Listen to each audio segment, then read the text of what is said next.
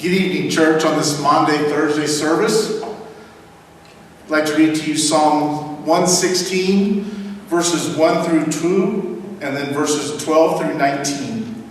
Reads like this. I love the Lord because he hears my voice and my prayer for mercy. Because he bends down to listen, I will pray as long as I have breath. What can I offer the Lord? For all he has done for me, I will lift up the cup of salvation and praise the Lord's name for saving me. I will keep my promises to the Lord in the presence of all his people. The Lord cares deeply when his loved ones die. O Lord, I'm your servant. Yes, I'm your servant born into your household. You have freed me from my chains. I will offer you a sacrifice of thanksgiving and call on the name of the Lord. I will fulfill my vows to the Lord in the presence of all his people. In the house of the Lord, in the heart of Jerusalem, praise the Lord.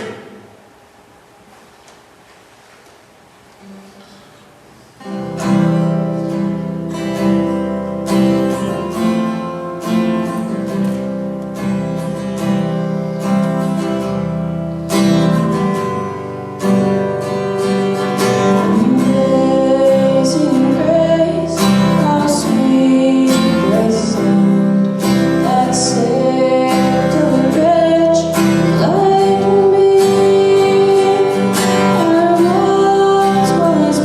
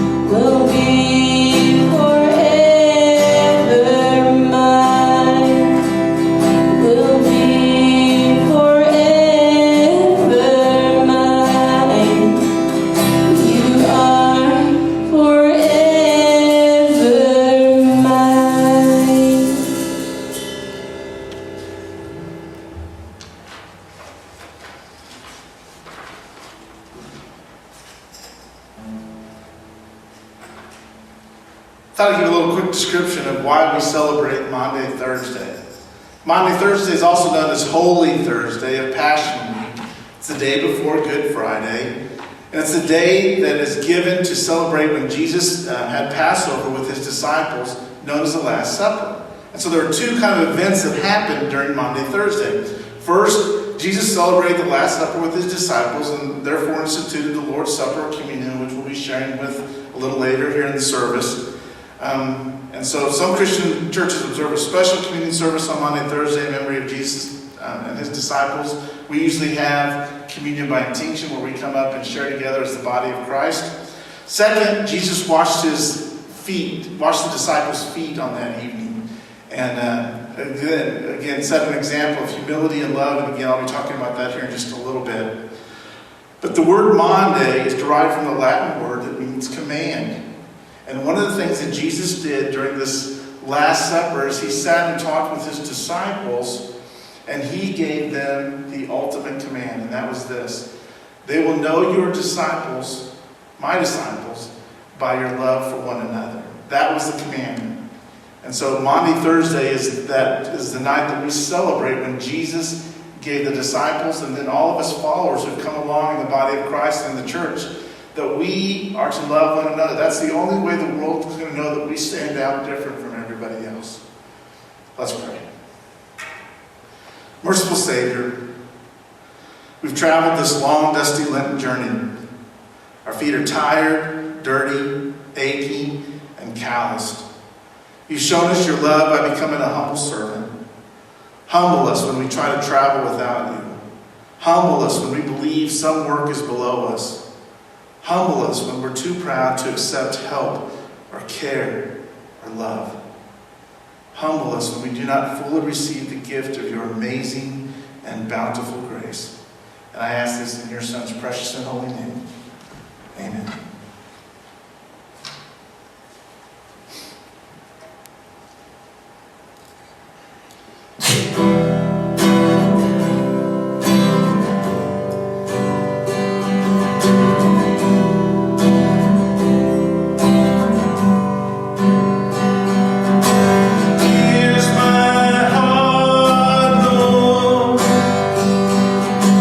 Here's my heart, Lord.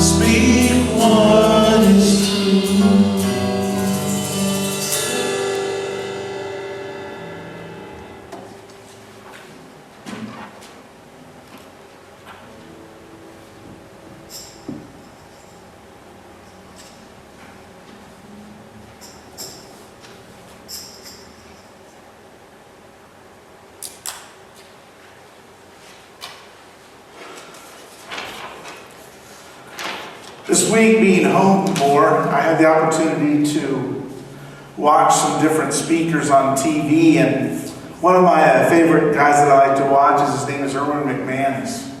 And he has a little show on Sunday night on the Hillsong channel. And he and his son get together with some college students, and they talk about the topics of the day. And last week, they were in the midst of this crisis. It was just those two, and they had space. And he said he preferred not to call it social distancing or social spacing because we're not trying to separate our lives and our conversation between each other. We are just needing physical space. And so he started calling it, we're giving ourselves physical spacing rather than social spacing or social distancing, because we are still trying to, we are people who are in need of connection. We are people who need to be together. We are people who desire that because that's the way God created us. You know, there's a song that I used to listen to growing up, and it was called "They'll Know We Are Christians by Our Love." I don't know if you guys ever heard that song, but the words go, "We are one in the Spirit, we are one in the Lord. We are one in the Spirit, we are one in the Lord. And we pray that our unity will one day be restored. And they'll know we are Christians by our love. Yes, they'll know we are Christians by our love." And you know, when Jesus was with his disciples and he was leading by example, he led with love. And for us to be a Christian and to be Christ-like, to be a follower of Christ, we also should live our lives leading with love. So tonight we're going to look very quickly at John chapter 13, verses 1 through 17 and verses 31 through 35. I'm going to read those to you. I've been reading to you the verses the last few weeks, but you need to hear this story tonight. And then we'll go through it very quickly. It reads like this. Before the Passover celebration, Jesus knew that his hour had come to leave this world and return to his Father. He had loved his disciples during his ministry on earth, and now he loved them to the very end. It was time for supper, and the devil had already prompted Judas, son of Simon Iscariot, to betray Jesus. Jesus knew that the Father had given him authority over everything, and that he had come from God and would return to God. So he got up from the table, took off his robe, wrapped a towel around his waist, and poured water into a basin. Then he began to wash the disciples' feet, drying them with the towel that he had around them. And when Jesus came to Simon Peter, Peter said to him, "Lord, are you going to wash my feet?" And Jesus replied, "You don't understand now what I'm doing, but someday you will." "No," Peter protested, "you will never wash my feet." And Jesus replied, "Unless I wash you, you won't belong to me." And Simon Peter exclaimed, "Well, then wash my hands and head as well, Lord, and not just my feet." And Jesus replied, "A person who's bathed all over does not need to wash except for the feet, to be entirely clean. And you disciples are clean, but not all of you." For Jesus knew who would betray him. That's what he meant when he said, "Not all of you are clean." And after washing their feet, he put on his robe again and sat down and asked, "Do you understand what I'm doing? You call me teacher and Lord, and you're right, because that's what I am. And since I, your Lord and teacher, have washed your feet, you ought to wash each other's feet. I've given you an example to follow. Do as I have done to you. I tell you the truth, slaves are not greater than their master, nor is the messenger more important than the one who sends the message. Now that you know these things, God will bless you for doing them." And then down to 31. As soon as Judas left the room, Jesus said, "The time has come for the Son of Man to enter into his glory, and God will be glorified because of him. And since God receives glory because of the Son, he will soon give glory to the Son. Dear children, I will be with you only a little longer. And as I told the Jewish leaders, you will search for me, but you can't come where I'm going. So now I'm giving you a new commandment. Love each other just as I have loved you. You should love each other. Your love for one another will prove to the world that you are my disciples." With all that is going on around, Jesus has just had this triumphal entry. He has just been into the city of Jerusalem. He has just encountered multitudes of people. He knows what's going to happen. And in all of this, Jesus is focusing on his connection and love for his disciples. His last chance to sit them down and explain to them and hope that they've seen for these past 3 years the incredible love that Jesus has had for them, and they have seen the love that He has had for people that they normally wouldn't have loved. The blind, the lame, the lepers, Samaritans. Jesus loved them all, and they saw that, and they have to understand, Jesus is not trying to tell them to do something He didn't do. He led with example. Because Jesus knew that it was going to be tough to get the people to believe. Back in John chapter 12, verse 37, he said, John wrote, "But despite all the miracle signs Jesus had done, most of the people still did not believe in Him." And then he goes on in verse 42 to say, "And the few who did believe did not let anyone know for fear that they would be expelled from the synagogue." It was a risk to follow Jesus. But Jesus wanted to show His disciples what it meant to Him and how they could stay connected to Him. And in verse 1, we are told that Jesus has loved His disciples during their ministry on earth, and that He is loving them to the very, very end. Now, how did He love them? Well, having loved is defined as Jesus led them. Think of all the times that they walked, and I'm sure He motioned to them and talked to them as they were making their way to all the different cities and sharing with them. And He was walking in the lead. He taught them. I think about the times when He sits around with them at a fire at night. Maybe some of the stories that we don't know, because John wrote, these were written so that you would believe, but there were many other things that took place. Can you imagine Jesus sitting around this campfire with His disciples, sharing with them? He taught them, and He cared for them, and He protected them like the Good Shepherd. Jesus had already given His followers more than any other teacher or leader would ever give their followers. And this love of Jesus was greater because His love was like no other love. And the love that He gave caused others to love back to Him. There's a connection that was taking place. And to say that He loved His disciples to the very end meant to the fullest extent. Jesus gave them His full love. There was no more love that He could give. He had showered them with as much love as possible, even to the very end and beyond. And so it's time for supper, and the devil's already planted in his heart what Judas is going to do. And so to counter that selfishness that's going on in Judas's life, in verse 3, we understand that Jesus wants them to focus on a connection with one another. And so Jesus takes the lead by taking a shameful act like washing feet and turning it into something honorable. Usually the least servant, the one that had the less credibility, was the one that was saddled up with doing the job of washing feet when people came into a home.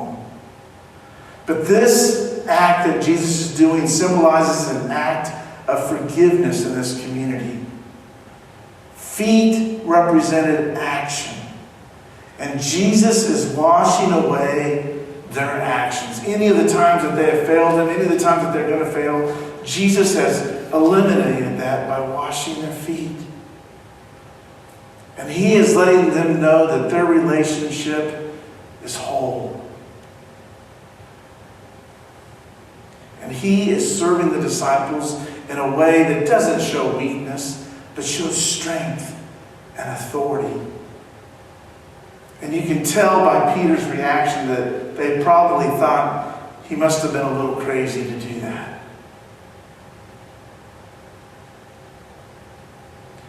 And so He is loving them, and He is sharing with them, and He is washing their feet.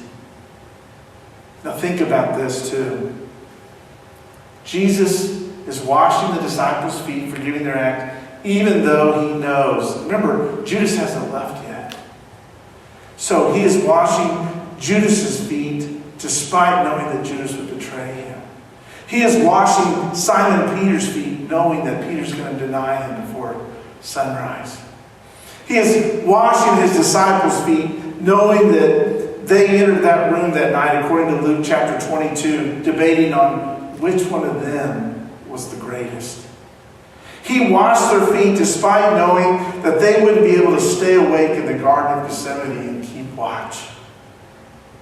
He washed their feet despite knowing that they would be afraid and hide during the trial, the crucifixion, until even after resurrection.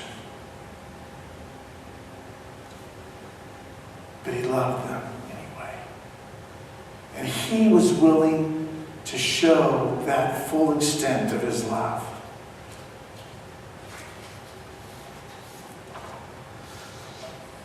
We know that this action really stuck with Peter.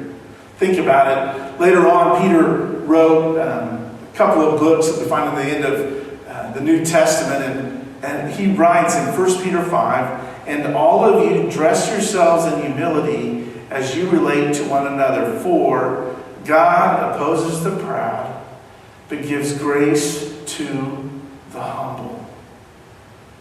Peter was taken back by Jesus doing that, but then seeing Jesus act that out and love all of the disciples by washing their feet, Peter was moved. And he understood that took strength to lead by that example. He wasn't being some wimp.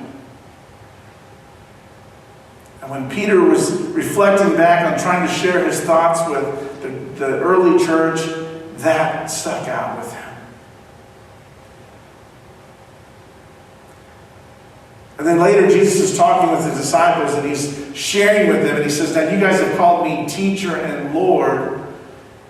But he understands that they got that in reverse. And so in verse 14 and 15 he says, "And since I, your Lord and teacher, have washed your feet, you ought to wash each other's feet.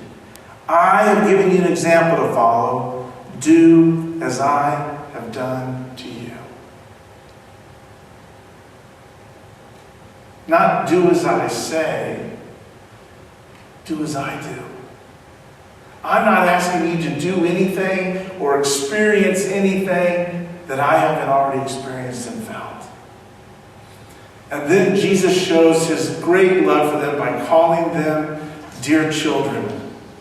And he says, "I've got a new commandment I want you to understand. Love each other just as I have loved you." Not just a little bit. Think about what just happened here and how much I love you. I know you're going to run away. I know you're going to deny. I know you're going to reject. I know you're going to sell me out. I know you're going to go to sleep later. But love each other as I have loved you. That is a commandment for all of us. And that is a complete commandment for the church. And John uses this gospel as a way of this saying, this commandment as a way of being evangelistic. It's a way for all of us who believe that we are followers of Christ, that we all have to live out this way, and that is to love one another as Jesus has loved us. Think about all the stuff that you've done in your life when you have messed up and just completely put your life in a circle when you went, how did I get to where I am now, Lord?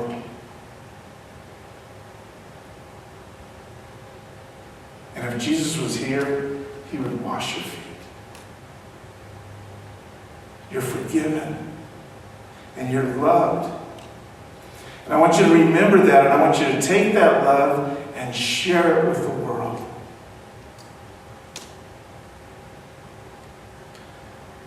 So how can we make this world a better place? When we come out of this COVID-19 thing, everyone's head's going to be spinning. Everybody's going to be looking at everybody else thinking, I don't know if I can get next to you.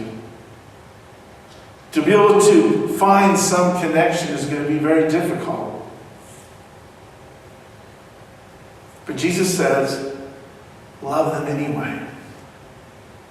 And maybe it's not coming up and giving them a hug as you used to or shaking their hand, but smiling and encouraging words.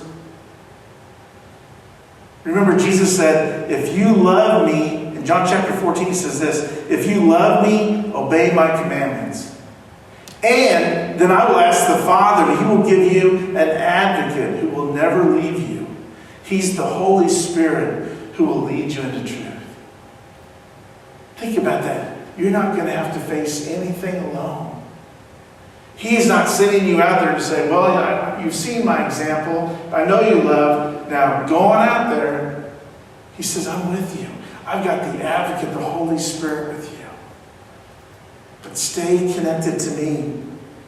In John 15:5, he goes on and tells his disciples, yes, I am the vine and you are the branches. Those who remain in me and I in them will produce much fruit. For apart from me, you can do nothing. This whole journey that we've had during Lent is watching Jesus connect with different people, looking at them and loving them in a way that nobody else had done before. And after living that out, he challenges his followers who are with him every step of the way to love in that same way. And you may ask yourself, how is love defined? The Apostle Paul was one of the worst offenders of the faith. He was out going after Christians and killing them and murdering them and dragging them to prison. But once he understood God's love, he said this. He wrote to the church in Corinth, he said, love is patient and kind. Love is not jealous or boastful or proud or rude. It does not demand its own way. It's not irritable and keeps no record of being wronged. It does not rejoice about injustice, but rejoices whenever the truth wins out. Love never gives up, never loses faith, is always hopeful, and endures through every circumstance. Let your love for others be an action that we can see in you. Actively love. Make love a verb. And they will know you are a Christian by your love. Pray with me. God, we are so thankful for your love, your example that you set for us. The way you loved us is unmatched. Your forgiveness is unmatched. And we are unable to love that much, but God, give us the desire to at least try. To strain with all of our might, like the Apostle Paul says, to love in a way that's never been seen before. And we understand that when we love the way you loved, that love responds to love. And a connection is made. And people see Jesus through us. Help us to remember that this Holy Week. This Maundy, Thursday, this commandment to love one another. And I ask it all in your Son's name. Everybody said, amen.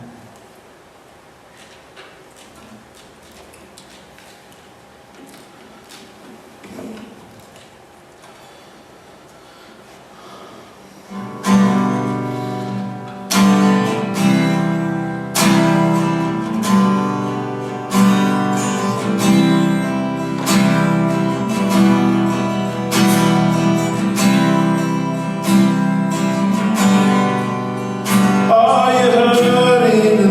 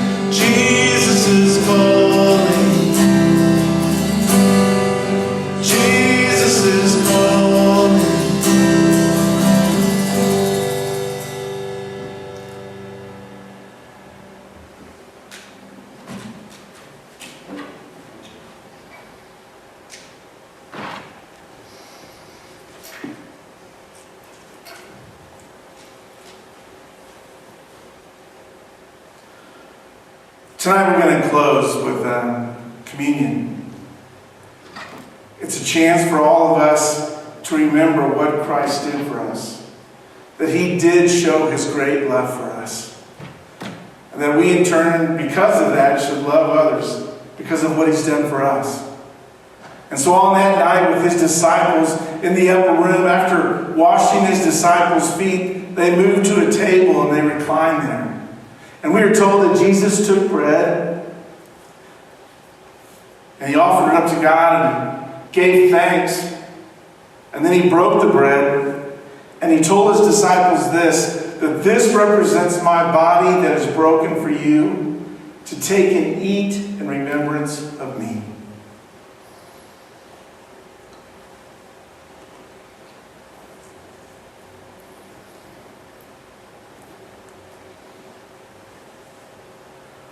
And after taking the bread, He then took a cup. And once again He gave thanks. And He told His disciples, He said, this represents my blood that will be shed for the forgiveness of all. Take and drink in remembrance of me.